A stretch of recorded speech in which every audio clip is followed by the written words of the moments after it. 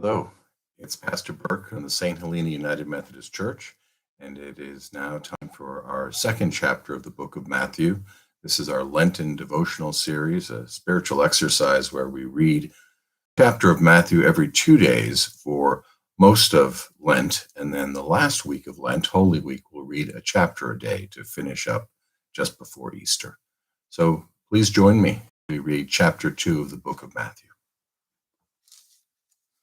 After Jesus was born in Bethlehem in the territory of Judea during the rule of King Herod, Magi came from the east to Jerusalem. They asked, "Where is the newborn King of the Jews? We've seen his star in the east, and we've come to honor him."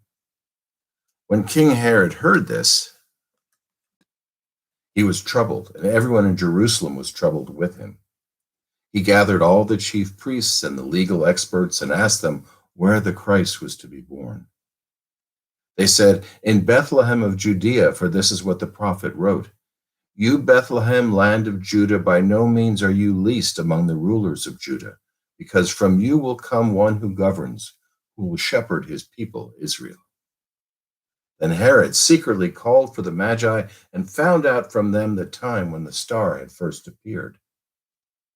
He sent them to Bethlehem, saying, "Go and search carefully for the child. When you've found him, report to me so that I may go and honor him."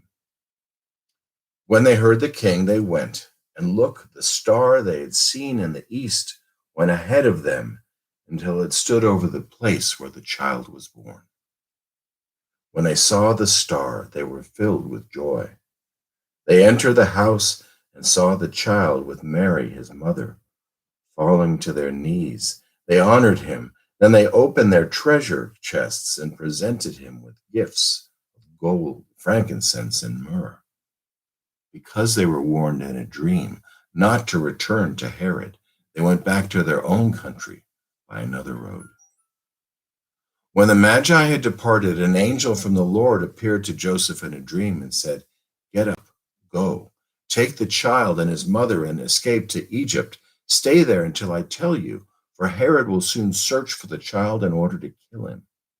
Joseph got up and during the night took the child and his mother to Egypt. He stayed there until Herod died.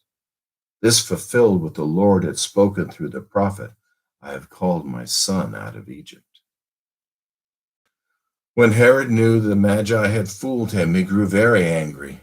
He sent soldiers to kill all the male children in Bethlehem and then in the surrounding territory who were 2 years old and younger, according to the time that he had learned from the Magi. This fulfilled the word spoken through Jeremiah the prophet. A voice was heard in Ramah, weeping and much grieving, Rachel weeping for her children, and she did not want to be comforted because they were no more. After King Herod died, an angel from the Lord appeared in a dream to Joseph in Egypt. "Get up," the angel said, "take the child and his mother and go to the land of Israel. Those who were trying to kill the child are dead." Joseph got up, took the child and his mother, and went to the land of Israel.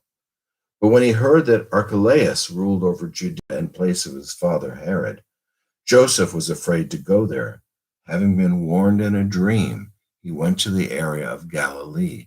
He settled in a city called Nazareth, so that what was spoken through the prophets might be fulfilled.